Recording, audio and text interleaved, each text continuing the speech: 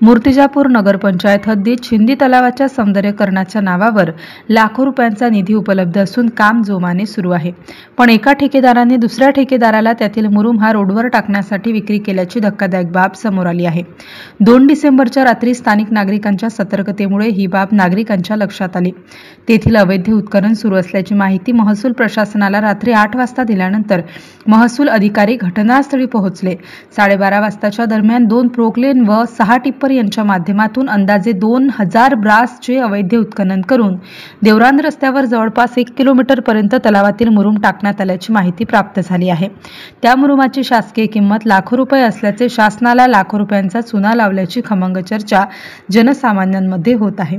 शासकीय नियमाप्रमाणे रात्रीचे उत्खनन करता येत नाही, पण हे उत्खनन कोणाच्या आदेशाने सुरू होते?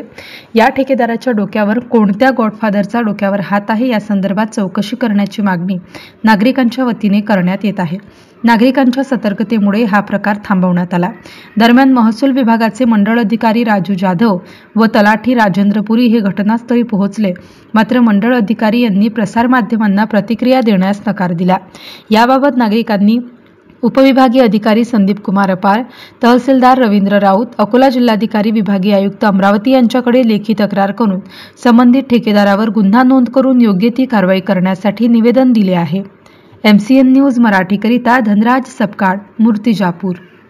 चोरी चालू आहे, ठीक आहे। यावर प्रशासन कुठेतरी कमकुवत पडत आहे का? नाही, हे जर हे असलं याच्यावर आता सविस्तर चौकशी होईल आणि त्याच्यानंतर जे कारवाई करायची ते शासन करणारच आहे। किती वाजेपर्यंत नेमका हा कारभार उद्या सकाळी मॅडमशी नाही आपण एक अधिकारी आहात, बरोबर आहे?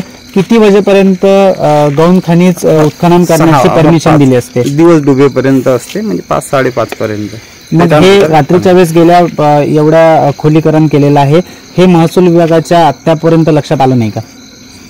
नाही, म्हणूनच ते हे झालं, ते होणार आहेत जे कारवाई तुम्हाला प्रश्न विचारला साहेब, कारवाई होणार आहे। एवढे खोलीकरण झालेलं आहे, एवढं गौण खनिज चोरीला गेलेलं आहे, तर याला जबाबदार कोण राहील? हे पूर्ण सविस्तर चौकशी होईल आणि त्याच्यानंतर कारवाई होणार आहे। नागरिकांनी आज सतर्कता दाखवली, कुठेतरी महसूल प्रशासन कमकुवत पडते का या प्रश्नाचं उत्तर द्या साहेब। हे तर आता आपल्याला त्याच्यात सविस्तर चौकशी केल्यानंतर समजेल। आता नेमकं याच्यावर हे नाही, चौकशी केल्यानंतर उत्तर नाही आहे ना।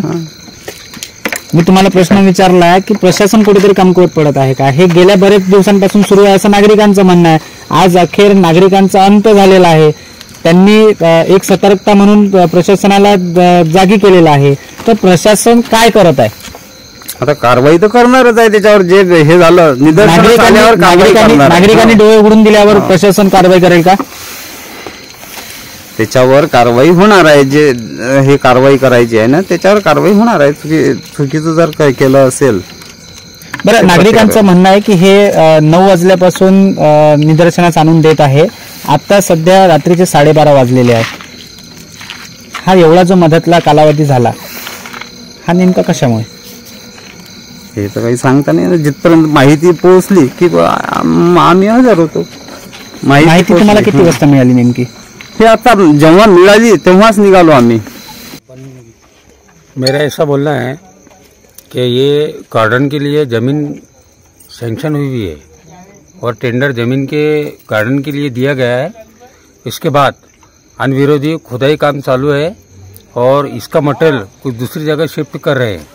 तो इसके लिए मैंने हर प्रत्येक ट्रक वाले को फ़ोन कर पूछा है यहाँ आकर, यहाँ पे 9:40 पे कि इसका परमिशन है क्या? तो बोले परमिशन नहीं है, मैं ठेकेदार को फ़ोन करता। उसके बाद मैंने उसको पूछा कि किसने बोला, तो बोले ठेकेदार को बुला। तो अमोल, क्या ठेकेदार का नाम क्या है? ठेकेदार का नाम है अमोल प्रजापति, वो ठेकेदार है बोले। और सिर बात है बोले मेरे गाड़ी है बोले, रफीक भाई तुम्हारे को अगर लगता है तो मैं गाड़ी यहाँ रख देता और मैं चले जाता बोले। तो मेरे तुम्हारे को ठेकेदार ने, ये ट्रक में क्या है? ये ट्रक के अंदर में मुरुम है और ये मुरुम रोड पे डाले जा रहा है। जो रोड देवरान से हिंडस तक के रोड का काम चालू है और रोड के कॉन्ट्रैक्टर से इन्होंने सौदा किया और ये पूरा मटेरियल उसको ले जाके डाल रहे। तो मैंने वो बोला उनको, तो उन्होंने मेरी बात नहीं सुना और मेरे साथ में उड़ाउड़ी से उत्तर दिया।